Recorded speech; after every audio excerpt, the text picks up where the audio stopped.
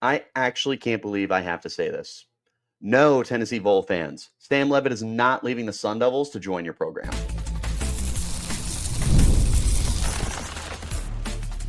You are Locked On Sun Devils, your daily podcast on the Arizona State Sun Devils. Part of the Locked On Podcast Network, your team every day.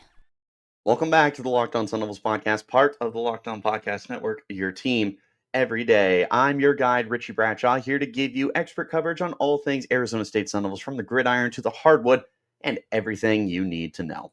Today's episode is brought to you by our friends over at Monarch Money. Take control of your finances with Monarch Money. Use the code LOCKEDONCollege at monarchmoney.com for 50% off your first year. No, Sam Leavitt is not going to Tennessee. Absolutely no chance. What does Tennessee have that ASU doesn't have? And don't worry, Vols fans, at the end of the show, I will help you figure out who your quarterback is. All of that is coming up on today, but there's just no chance. None. Zero. Zilch. Nada. Sam Leavitt is not leaving Arizona State, and he certainly is not leaving for Tennessee. Here's the thing. And first of all, I know a lot of Vols fans are going to be in the comments when they see this. So let me start with Vols fans. Welcome. I appreciate you guys tuning in. This is not a slander episode. Please do not get that twisted. My brother-in-law is a Vols fan. I have no issue rooting for the Vols. This is not a slander podcast. Now that that's out of the way, let's look at what's going on with Tennessee right now, because they are in a great position.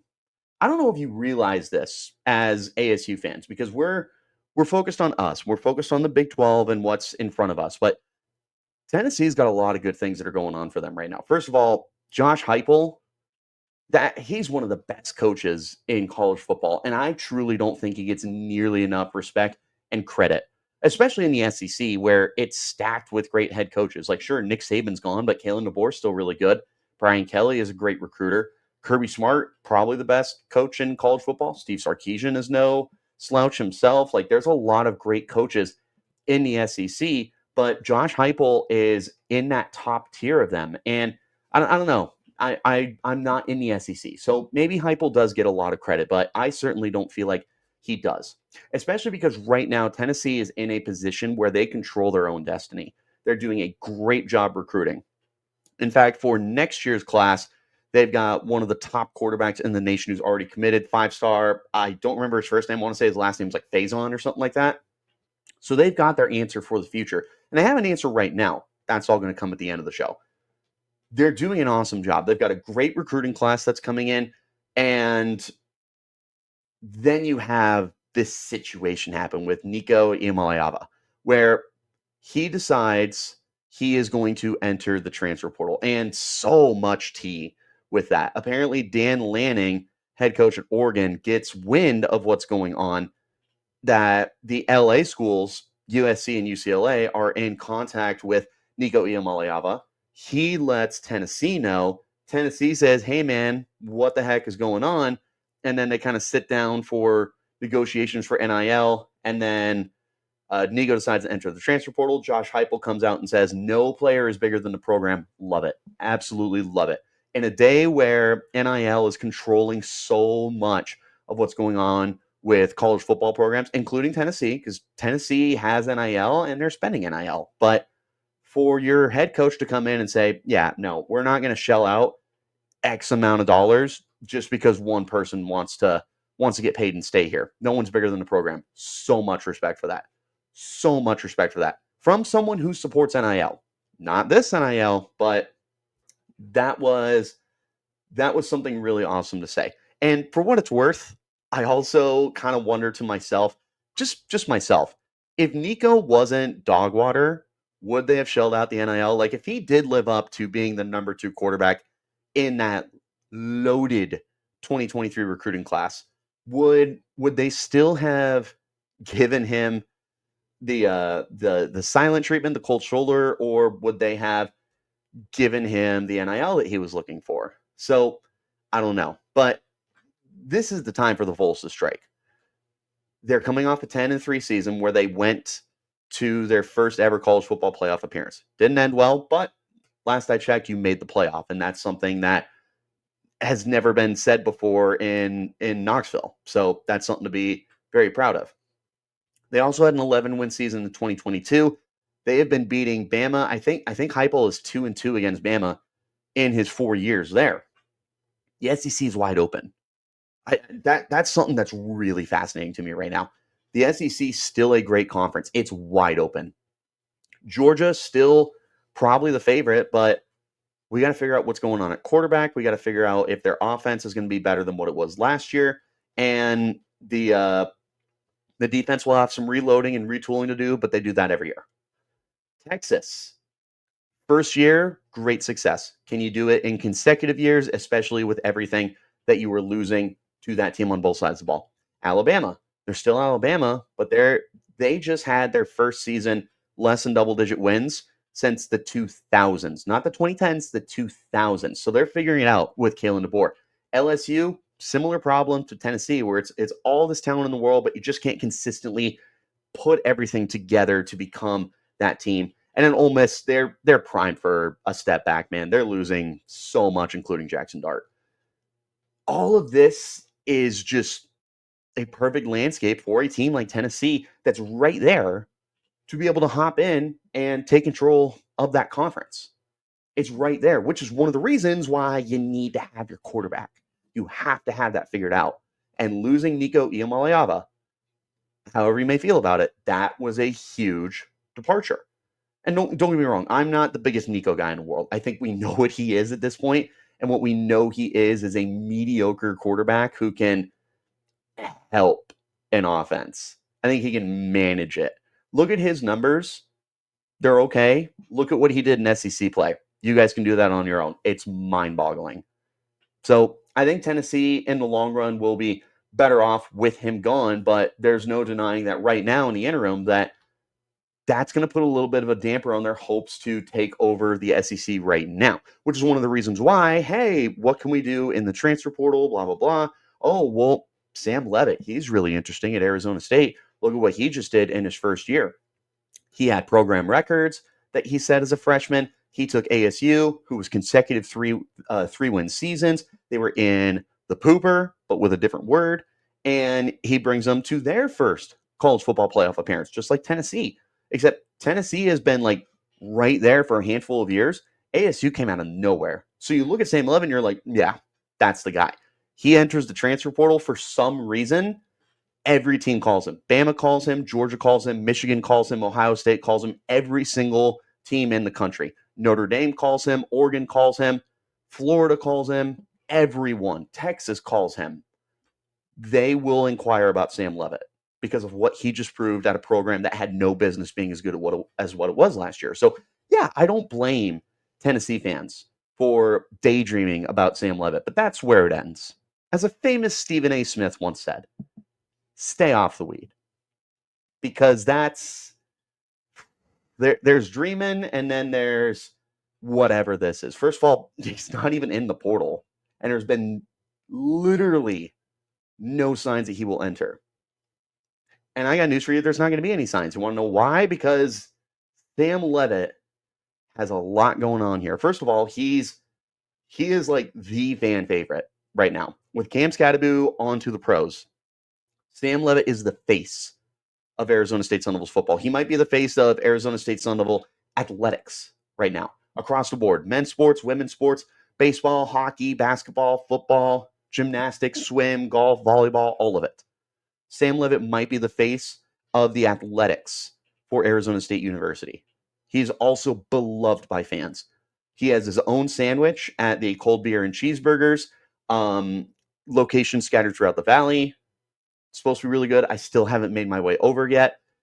He's got plenty of endorsements all over the place. He has made a lot of good friends, and there's just a lot out here that has been built around Sam because of his personality and the way he carries himself, and everyone's bought into him. So first of all, he's beloved out here. You don't leave a place that like everyone just loves you to pieces. You don't. I don't know what to tell you. But even beyond that, I mean, he is set up for some crazy success this year. I don't know if people outside of Tempe realize how perfect of a situation this is for Sam Leavitt. And we'll get into those details in the second segment. But there's a lot here that is getting ready to set up Sam Leavitt for a huge season. And perhaps if nothing else, Jordan Tyson's back, the number one receiver for this team, Sam Leavitt's best friend in the whole wide world. That in itself is more than enough to keep a guy around. When you look at the consistency, the connection, and the dominance that those two had linking up with each other, you're not going to break that up. So that's not going anywhere. And Levitt's already being painted as a Heisman candidate, man. He's already being talked about as a Heisman candidate for a program that was just in the pooper. There is a lot that's going on here. And honestly, both of these teams are in very similar situations. Again, that's coming up a little bit later on the show. But we know that Sam wants to be at ASU. He's made that very clear, very vocal, how much he loves playing for the Sun Devils. So he's not going anywhere. I promise you. I promise you he's not leaving, even for Tennessee. And I'll leave you with this as we get ready to head into the second segment. My famous father, we call him Papa Bradshaw, he has an old saying. It goes something like this: if you're going to dream big, then dream big. So I messed that up. If you're going to dream, then dream big. So Tennessee fans, I don't blame you for dreaming about getting this kid, but he's not coming to your program. In fact, what does Tennessee have that ASU doesn't? That's coming up next. It's the Locked On Sun Devils podcast, part of the Locked On Podcast Network. Your team every day. Let me talk about our friends over at Monarch Money. If you ever check your bank account and you're wondering, where did all my money go between dining out, online shopping, entertainment, and so many other things, it's easy to lose track. And that's where Monarch Money comes in, your personal CFO, giving you full visibility and control over your finances. Monarch Money isn't just a budgeting app. It's a complete financial command center. You can track all your accounts, investments, spendings, all in one place, so you stop managing your money and start building your wealth. Monarch Money, look, I use a lot more apps to bring food to me than I realized. So when I got Monarch and I sat down and I looked, I'm like, that's a lot of food delivery. And I realized how I can start saving that money by managing that better. Speaking of managing stuff, it'll manage your personal accounts, set goals, and it's all on the same page for you. Multiple accounts, by the way. Take control of your finances with Monarch Money. Use the code LOCKEDONCollege at monarchmoney.com for 50% off your first year. That's monarchmoney.com, code LOCKEDONCollege for half off your first year. Wherever you're getting your podcast, hit like, subscribe, turn on those notifications. I appreciate each and every single one of you for tuning in to make Locked On Sun Devils your first listen of the day. And a shout out to my everydayers who are here every day. I'm sorry, what does Tennessee have that Arizona State doesn't have? That's a sentence you probably never thought you were going to hear in your life. But here we are. And this is a very important conversation to have as we sit here and we go, well, this is why you should go to Tennessee.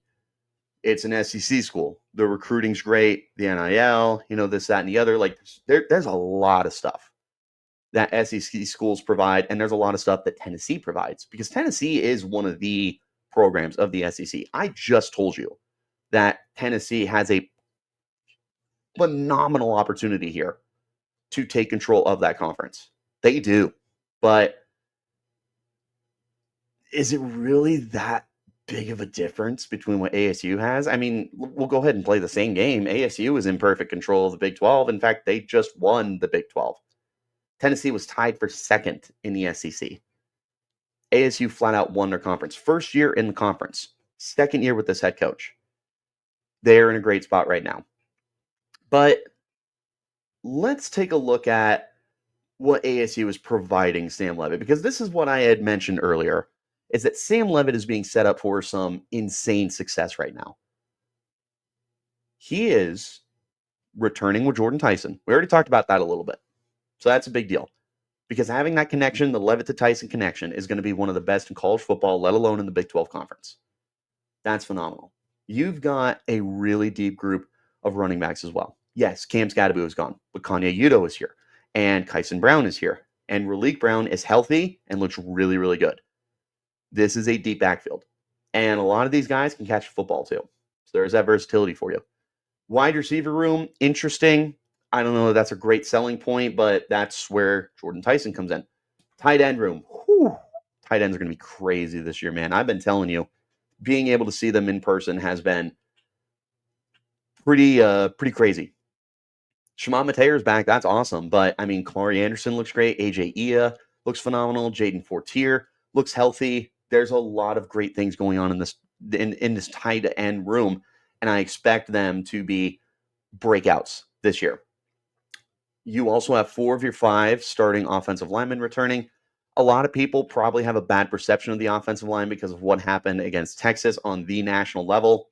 First of all, you're playing Texas.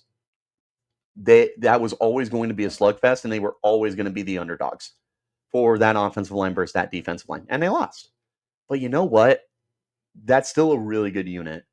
And if you were to line up those guys again for another college football playoff game in, what would we be, 2026? So yeah, a year's time, this offensive line is going to do a much better job stacking up with Texas. It's just a really good unit. And they've added guys, and there's the depth there. It's in a great spot. But if nothing else, and I just told you number 1 receivers back, most of the offensive line's returning. He's got great weapons all over the place. If nothing else, Kenny Dillingham is still his head coach, and Marcus Arroyo is still his offense coordinator.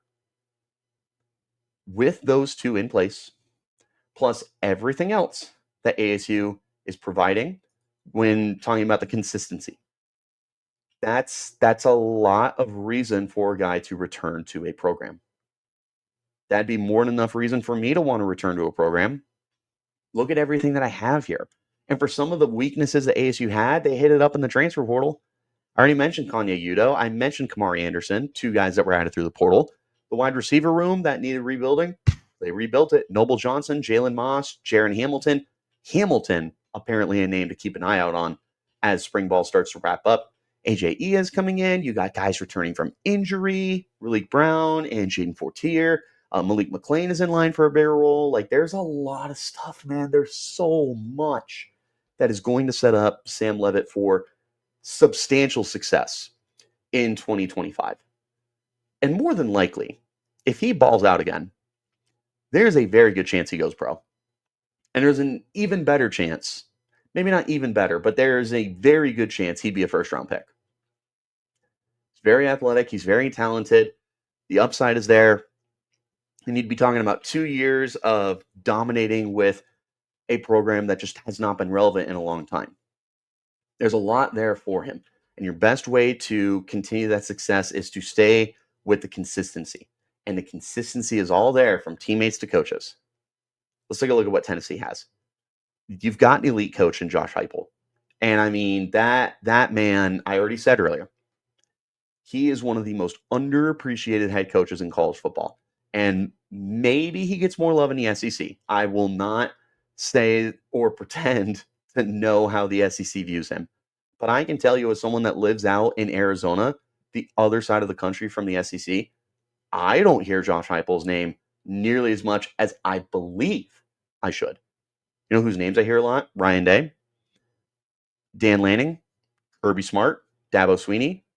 I feel like Josh Heupel should not be that far behind those guys. He doesn't have a national championship. Yeah, but he's gearing up this program to be in that position. Hey, did I mention that Tennessee is in a spot where they can take over the SEC? Josh Heupel's the reason. So yeah, Heupel's there. That's an insanely attractive chess piece for a program to have to recruit a kid like Sam Leavitt. You also have a very, very good recruiting class coming in. I want to say it's the 11th. David Sanders Jr. will be their right tackle. He is a 5-star recruit. I want to say he was top 5 in the nation. He was no worse than top 10. They are very excited about him. He was one of the most sought-after recruits that really took his time to figure out where he wanted to plant his roots and everything. But with that being said, it's almost a brand new receiving core. Squirrel White is gone. Brew McCoy is gone. Is Dante Thornton is gone. And the guys behind them don't have a ton of experience. I'm really interested with what happens with Mike Matthews, former 5-star guy, he either entered the portal or he talked about entering the portal over the winter. Okay, your quarterback's gone now. Are we sure that he's still going to commit to staying, or are we looking at a guy who's already kind of 1 foot out, stay all the way out? They're also replacing Dylan Sampson, who just set an SEC conference record for rushing touchdowns in a single season. So they're replacing a lot there. That defense is replacing quite a few players, including James Pierce. It's a team that is going to be going through some changes compared to what ASU is going through with everything coming back. These are big deals. Both of these teams are coming off their first ever college football playoff appearances. So they are in terrific positions to continue building off their success and get better and better and better. ASU and Tennessee, equal. They're both young, talented, innovative when you look at their staffs, especially on the offensive side of the football. I'm not 100% sure who Tennessee's offensive coordinator is, but I can tell you that Josh Heupel by himself sells me on that. But I've also seen how terrific Tennessee's offenses have been under Josh Heupel. So, yeah, anyone can go there and have a really good situation placed in front of them. But again, Tennessee is going to be reloading. Not rebuilding, reloading. They just lost a lot. There's no guarantee they're going to be horrible. There's no guarantee they're going to be a playoff team again, though. Whereas with ASU, you can't guarantee anything, but they have a much better outlook to repeat as playoff contenders and winning their conference, which is something that Tennessee has yet to do. So it's a dicier situation going to Tennessee compared to staying at ASU. Real quick, just want to emphasize, because I know there's Vols fans in here, this is not meant to be an insult. This is not a let's bash Tennessee episode. I'm telling you why it's not realistic. But don't worry, I'm going to tell you who a possible solution is for your program. Coming up next, this is the Locked On Sun Devils podcast, part of the Locked On Podcast Network, your team every day. It's time to talk to you about our friends over at Supply House. Get the supplies you need from the site made for skilled trades. Supply House. Whether you're in plumbing, HVAC, or electrical work, Supply House is the reliable way to order products online. Their easy-to-use website is packed with helpful resources and the latest product information to help get your job done right. And with a complete inventory, over 200,000 parts from over 400 top brands, you'll find exactly what you're looking for, delivered fast, coast to coast. If you need help with an order, Supply House offers expert support and industry-leading services. You will always talk to a real person. And no trade pros. Look, if you guys are looking for that extra edge, there is a free Trade Master program that offers exclusive perks like a dedicated phone line, free shipping, discounts on every order. Thousands of skilled professionals are already taking advantage, and now it's your turn. Join the Trade Master program today at supplyhouse.com/TM and start ordering plumbing, HVAC, and electrical supplies with just a few clicks. Plus, use the promo code SH5 for 5% off your order. That's supplyhouse.com. Thank you all so much for tuning in to Locked On Sun Devils and making us your first listen of the day. And a shout out to my everydayers who are here every day. Don't worry, Vols fans. I know exactly what I'm doing. Trust me, I have a perfect record when it comes to team building. Just don't ask anybody that does not like me. What should Tennessee do at quarterback? Well, as an outsider who does not follow Tennessee, I did a little bit of my own research, a little bit. So asking for some grace from the Vols fans that are still here, I noticed a few trends. So since Josh Heupel took over in 2021, 3 quarterbacks have mainly managed the offense. Hendon Hooker in 2021, 2022. By the way, huge Hendon Hooker guy. That was my man. I was a huge Hendon Hooker fan. Joe Milton in 2023 and Nico Iamaleava in 2024. The thing that I noticed with those guys, they are big arm talents. They can push the ball down the field. And Joe Milton was insane, dude. You want to talk about a guy who could get the ball down the field? That was Joe Milton. Like, legitimately that Josh Allen, Patrick Mahomes arm talent in terms of just throwing the football. Absolutely nuts. They're mobile quarterbacks, but they're not guys who depend on the run.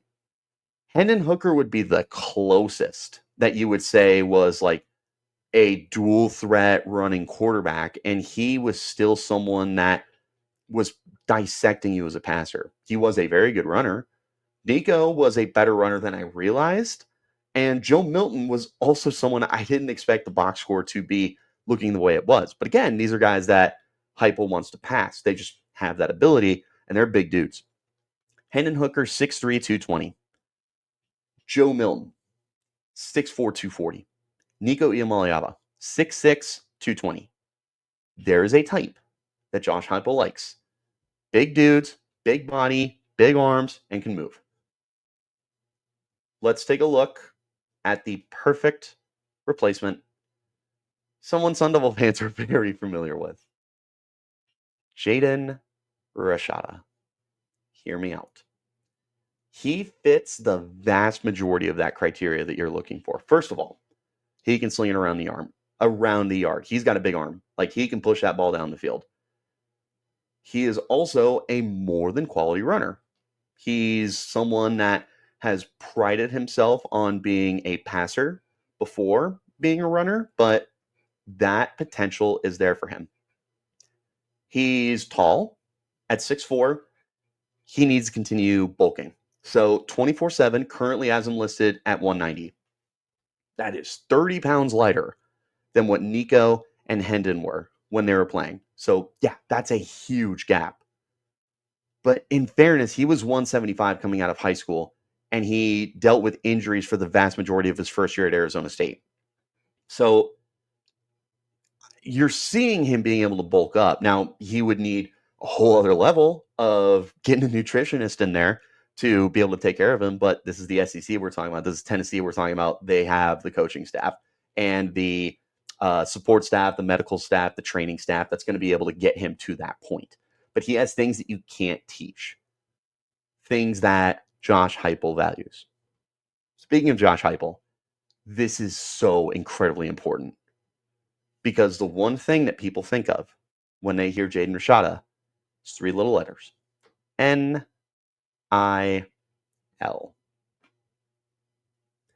That has been the story of Jaden Rashada's career. He committed to Miami, he flipped to Florida, he flipped to Arizona State, he transferred to Georgia, he's in the transfer portal again. He will be facing 5 different schools within 3 years. So much of that NIL related, by the way. So much of it. He is still in the middle of a lawsuit with Florida, which, for what it's worth, I am on Rashada's side for that. Don't promise a kid that kind of money and then back out and be like, oh, well, we weren't serious. Like, LOL, JK. Like, yeah, we'll be talking in a courtroom about that. Neither here nor there. And Josh Heupel just said, no player is bigger than the program. So unless Rashada is going to humble himself, and it's not that he's a bad kid, man. It's not that I'm sitting here and saying, like, this kid's arrogant and he doesn't care about that game and this, that, and the other. But there's no denying at this point that NIL is a massive, critical, non-negotiable factor for him. If it works out with Tennessee, somehow they're able to get some kind of NIL figured out, and Josh Heupel signs off on a dude who is much lighter compared to what he's used to. I mean, Rashada checks off a lot of the other stuff. He looks very similar to those guys that we just talked about. Now it's just a matter of bulking up a little bit and making sure he's committed to the program. So yeah, that'd be a pretty good fit. If I can just throw out my own, Dylan Risk from UCF, someone I got to see live, really interesting to me. He is a playmaker. He's mobile. He's really exciting. He's not in that tier at all, though, for what Hendon Hooker, Joe Milton, Nico Iamaleava look like. So that doesn't make sense at all if you're going to stick with that type. But just for what it's worth, he'd be really fun. Or you can stick with what you have. 2 quarterbacks on the roster right now that make the most sense. You have the redshirt freshman, Jake Merkinger. I apologize if I mispronounced that. And then the 4-star freshman, George McIntyre. And apparently, from what I've seen on the internet, is that Heupel is very big on this kid. And the fan base is very big on this kid. And apparently, he seems to be the front runner for the job. Coming from an outsider, I don't pay attention a lot to Tennessee football. I just don't. That's not my job. I'm not even remotely close to Knoxville. But what I was able to gather is they really like this kid. And he is a 4-star freshman. He has the chance to be the face of your program. So if you like him that much, then roll with what you got. You don't got to reinvent the wheel. That's not a bad option for Tennessee, to stick with what you have with Jake and with George. Not a bad thing. I wouldn't blame them one bit if they brought in Jaden Rashada, knowing the talent and the upside. I would be very curious to see how the NIL ended up working out in the background. But Tennessee fans, you're not getting Sam Leavitt. I'm sorry. Just go ahead and wipe that from your mind, because I just told you why he's not coming there. I just told you why he is better set up to be at Arizona State. And I just helped you find your guy of the future. All of that was on today's show. I want to know from the ASU fans, how would you help Tennessee and their quarterback situation? The Tennessee fans that are in the comment section, first of all, I appreciate you guys. But I want to ask you a question, and that's, how do you feel about you and ASU being in similar situations? Let me know in the comments. You can hit me up on Twitter at RichieBrads36, the podcast at LO_Sun Devils, wherever you're getting your shows. Hit like, hit subscribe, turn on notifications. You'll get the update whenever we post new content. I appreciate each and every single one of you for tuning in to Locked On Sun Devils and making it your first lesson of the day. And a shout out to my everydayers who are here every day. Appreciate you guys as always.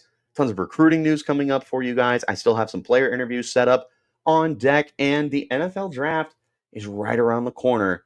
And I will be sure to keep you up to date with anything and everything that goes on with the Sun Devils between now and then. I'll catch you guys next time. Till then, you keep it locked right here on Locked On Sun Devils.